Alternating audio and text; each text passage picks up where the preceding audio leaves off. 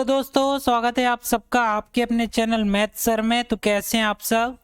चलिए आज हम फैक्टर्स का अगला टॉपिक देखने वाले हैं, जो कि product of factors, perfect square factors and perfect cube factors, इससे रिलेटेड। ठीक है, आज मैं डिटेल में और आपको ट्रिक के माध्यम से दोनों तरीके से इन तीनों कॉन्सेप्ट को सिखाने वाला हूँ।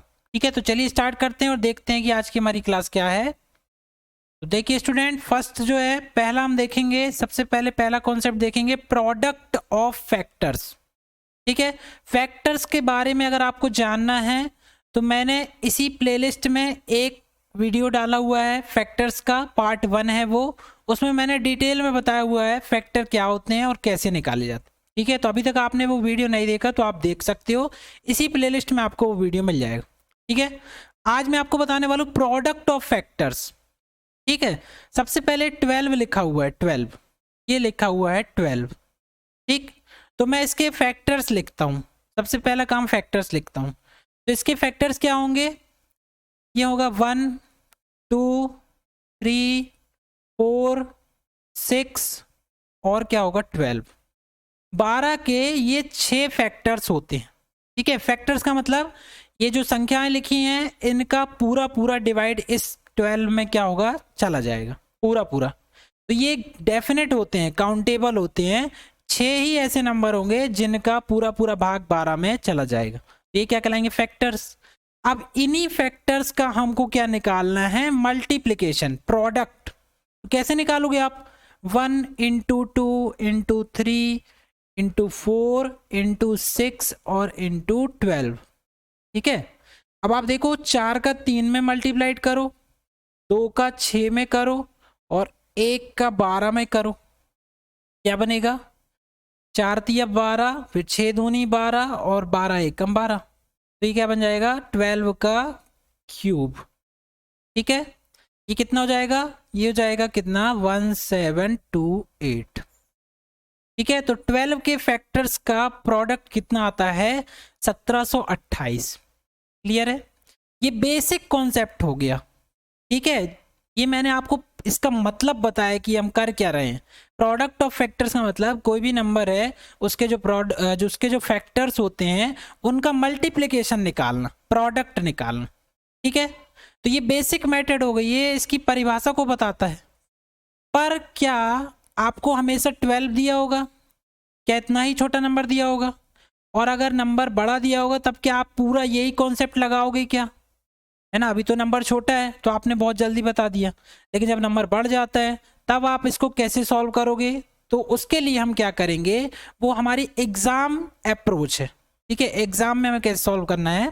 तो फॉर एग्जाम्पल 12 लिखा हुआ है, इसके फैक्टर लिख दिए गए, ये लिखे हैं देखो, 2 की पावर 2 इंटू 3 की पावर 1।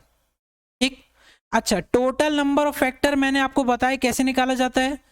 ये जो फैक्टर्स लिखे हैं उनकी जो पावर आपको दिख रही है उसमें क्या करो, 2 + 1 एक ऐड कर दो और इनटू यहाँ पे 1 + 1 ऐड करके मल्टीप्लाइड कर दो। कितना आएगा? 3 इंटू 2 कितना जाएगा? 6।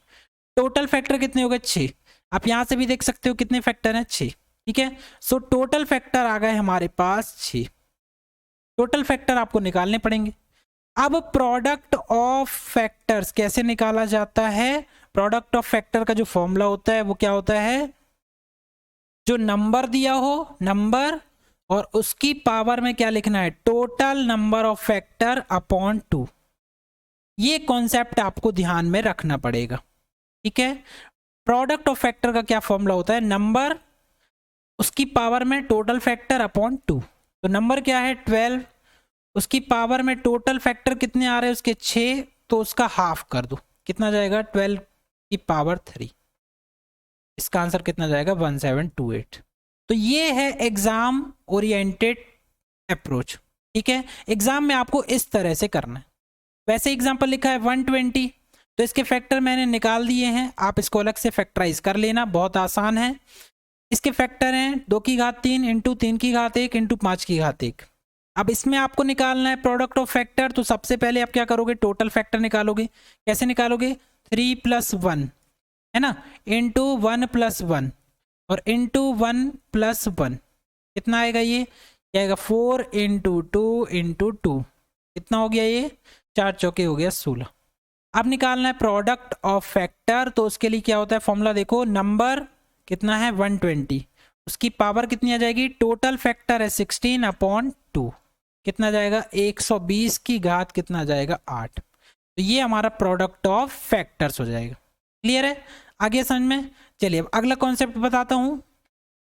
देखिए स्टूडेंट, अगला कॉन्सेप्ट आपके सामने ये लिखा हुआ है, क्या बताना है हमको, perfect squares and perfect cubes. ठीक है, मतलब अगर आपको कोई ये नंबर दिया गया है तो आपको बताना है कि इसके जब फैक्टर बना दिए जाएं तो उसमें से कितने ऐसे फैक्टर होंगे जो परफेक्ट स्क्वायर होंगे और परफेक्ट क्यूब होंगे। ठीक, तो सबसे पहले मैं आपको बेसिक तरीका बताता हूं जिससे आपको ये डेफिनेशन क्लियर हो जाए। ठीक है, फिर एग्जाम में कैसे करना है वो अप्रोच बताऊंगा। ठीक, तो सबसे पहले हम बेसिक अप्रोच देखते हैं। मान लो एक नंबर दिया है 324 और 000, ये दिया है। ठीक है, 3,24,000, ये आपके सामने एक नंबर लिखा हुआ है। तो इसके फैक्टर्स मैंने यहाँ निकाल दिए हैं, आप आराम से अलग से इसके फैक्टराइजेशन करके फैक्टर निकाल लेना। ठीक, वो बेसिक मैंने पार्ट 1 में बता दिया है, आप प्लेलिस्ट में जाकर ये फैक्टर वाला पार्ट 1 देख सकते हो, बिल्कुल बेसिक है। ठीक है, अभी मैंने डायरेक्ट फैक्टराइज कर दिया, मुझे कॉन्सेप्ट सिखाना है। तो आपको ये नंबर दिया है, इसके फैक्टर ये हैं। क्लियर, अब मैं आपको सबसे पहले परफेक्ट स्क्वायर्स बताता हूँ। ठीक, तो जब भी आपको परफेक्ट स्क्वायर्स निकालने हो तो आप देखो ये दिया है 2 की पावर 5, तो आप इसको 2 की पावर 0 से लिखना शुरू करो। 2 की पावर 0, 2 की पावर 1, 2 की पावर 2, 2 की पावर 3, 2 की पावर 4 और 2 की पावर 5। मतलब जितना दिया है उसको 0 से लेके इस नंबर तक लिखना है आपको। ठीक है, तो यहाँ देखो ये कितना बनेगा, किसी भी नंबर की पावर 0 1 होता है। यहाँ कितना आएगा 2, यहाँ कितना आएगा 4, यहाँ कितना आएगा 8, ये कितना आएगा 16 और ये कितना आएगा 32।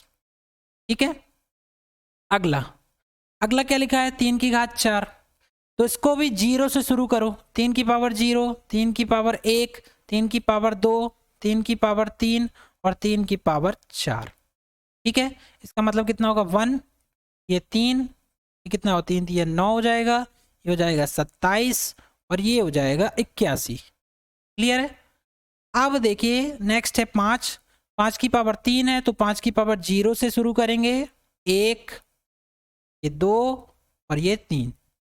इसका मीनिंग क्या हो गया 1, ये हो गया 5, ये हो गया 25 और ये हो गया 125।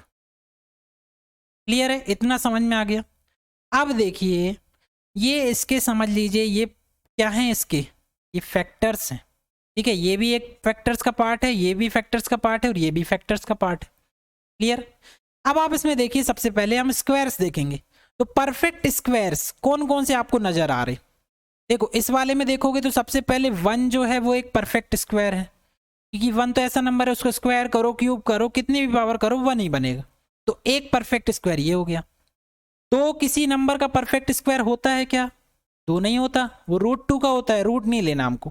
ठीक है, 4 किसका स्क्वायर है, 2 का स्क्वायर है, मतलब एक परफेक्ट स्क्वायर ये है। 8 किसी का परफेक्ट स्क्वायर नहीं होता। ठीक है, 16 किसका होता है, 4 का होता है, तो एक परफेक्ट स्क्वायर ये हो गया हमारे पास। ठीक है, फिर उसके बाद क्या आएगा, उसके बाद 32, ये परफेक्ट स्क्वायर नहीं है। ठीक है, यहां हमें मिल गए कितने 3। ठीक है, कितने मिल गए हमको 3 मिल गए। अब यहां देख लीजिए, यहां जाएगा 1। ठीक है, फिर 3 किसी का स्क्वायर होता है, नहीं होता, 3 छोड़ देंगे। 9 3 का स्क्वायर होता है तो एक परफेक्ट स्क्वायर ये है। 27 किसी का परफेक्ट स्क्वायर नहीं होता। 81 होता है, 9 का परफेक्ट स्क्वायर होता है तो ये 81 मिल गया। ठीक है, 3 यहाँ मिल गए। फिर यहाँ जाओ 1 परफेक्ट स्क्वायर है, अपने आप का ही 1 परफेक्ट स्क्वायर होता है। 5 नहीं होता, 25 5 का परफेक्ट स्क्वायर होता है, 125 किसी का नहीं होता है। ठीक है, तो हमें यहाँ पर यहाँ से कितने परफेक्ट स्क्वायर मिलेंगे, अगर परफेक्ट स्क्वायर निकालें हम, यहाँ से कितने मिलेंगे हमको 3। यहाँ से अगर परफेक्ट स्क्वायर अगर हम निकालें, परफेक्ट स्क्वायर यहाँ से भी हमको कितने मिल रहे हैं 3, और यहाँ से अगर परफेक्ट स्क्वायर निकालें तो यहाँ से कितने मिल रहे हैं 2। क्लियर है, तो यहाँ मिल गए 3, यहाँ मिल गए 3 और यहाँ मिल गए 2। ठीक, तो आपका आंसर क्या होना चाहिए, 3 3 6 और 2 8, यही होना चाहिए। लेकिन ऐसा नहीं होता है। अब क्यों नहीं होता है, देखिए एग्जाम्पल, मान लो मैं 4 इंटू 9 करूं, 4 इंटू अगर 9 आप करोगे ना तो क्या बनेगा 36। ये किसका स्क्वायर है, ये 6 का स्क्वायर। मतलब दो परफेक्ट स्क्वायर्स का अगर आप मल्टीप्लाइड करोगे तो भी आपको एक परफेक्ट स्क्वायर नंबर ही मिलेगा।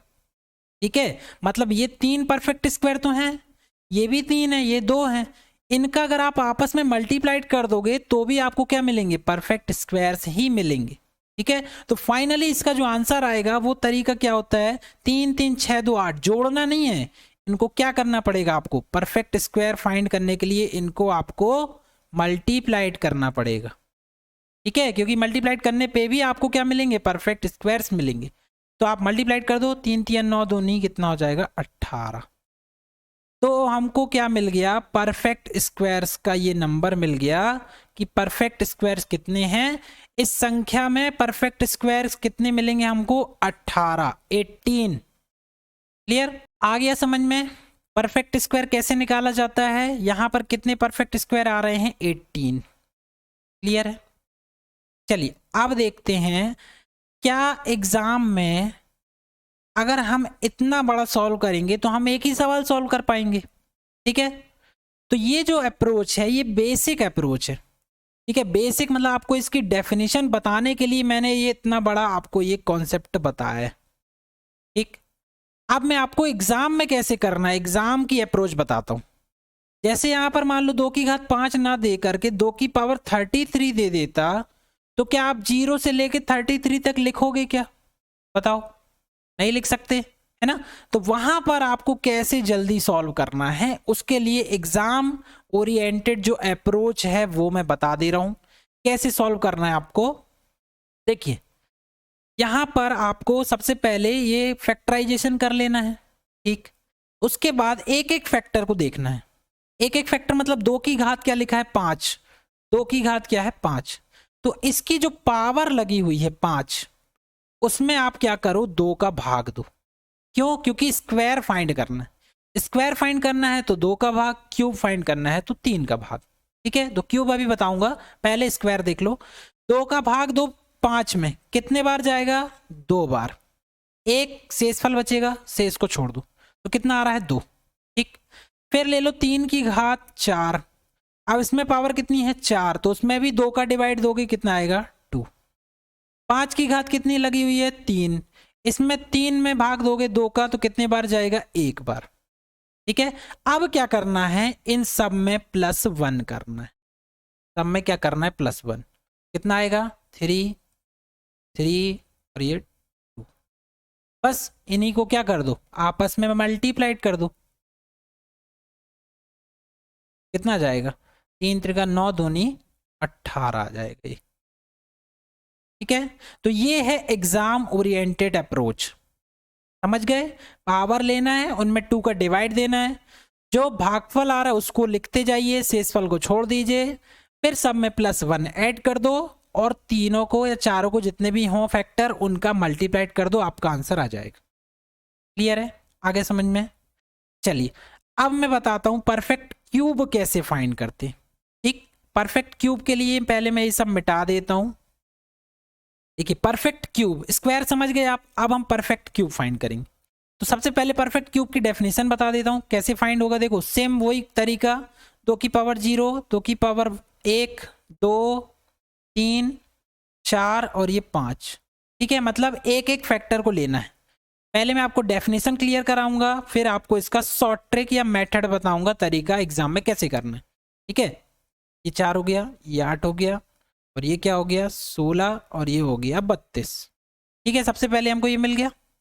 अब 3 की पावर 4 को भी ऐसे ही करना है, 0 1 2 3 और ये 4, कितना जाएगा 1 3, ये 9, ये आ गया 27 और ये आ गया हमारे पास 81। ठीक है, फिर आ जाएगा क्या 5 की पावर 0, 5 की पावर 1, 5 की पावर 2 और 5 की पावर 3, 1 5 25 और यह जाएगा 125। अब हम परफेक्ट क्यूब की डेफिनेशन देख रहे हैं। तो आप जानते हो 1 किसका परफेक्ट क्यूब है? 1 की पावर 3 लगा दो, 4 लगा दो, कुछ भी आ जाओ, कुछ भी लगा सकते हो आप, तो क्या आएगा? वो क्यूब ही आएगा, 1 ही आएगा, है ना। तो 1 को हम बोल सकते हैं कि ये परफेक्ट क्यूब है। 2 किसी का परफेक्ट क्यूब होता है क्या? नहीं होता। 4 भी नहीं होता किसी का परफेक्ट क्यूब। हाँ, 8 होता है, 2 की पावर 3 परफेक्ट क्यूब है, मतलब पहला परफेक्ट क्यूब, सॉरी दूसरा परफेक्ट क्यूब ये हो गया।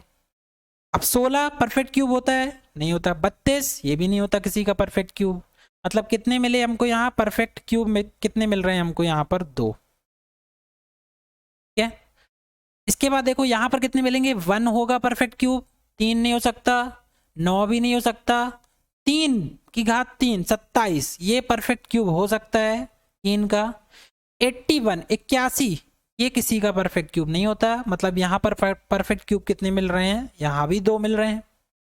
सेम यहाँ 1 मिलेगा, 5 नहीं हो सकता, 25 भी नहीं हो सकता, 125 हो सकता है, 5 का क्यूब है ये। तो यहाँ पर परफेक्ट क्यूब हमको 2 मिल रहे हैं।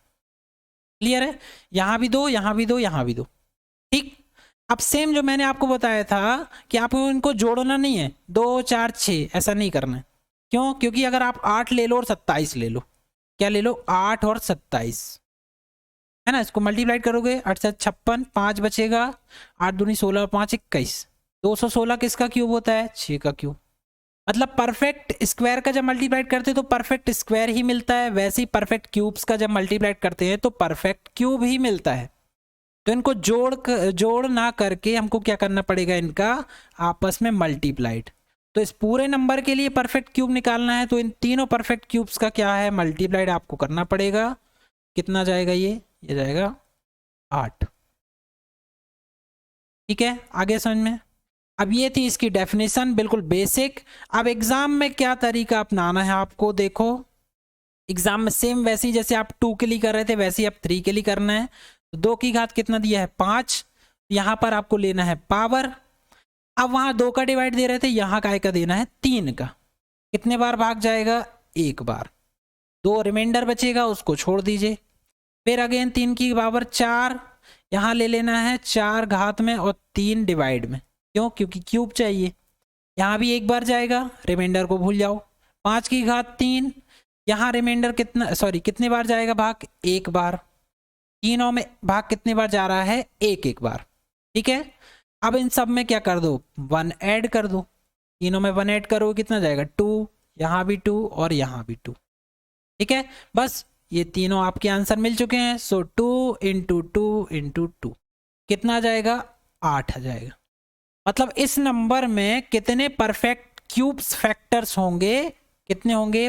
8 ऐसे फैक्टर्स होंगे जो परफेक्ट क्यूब्स होंगे।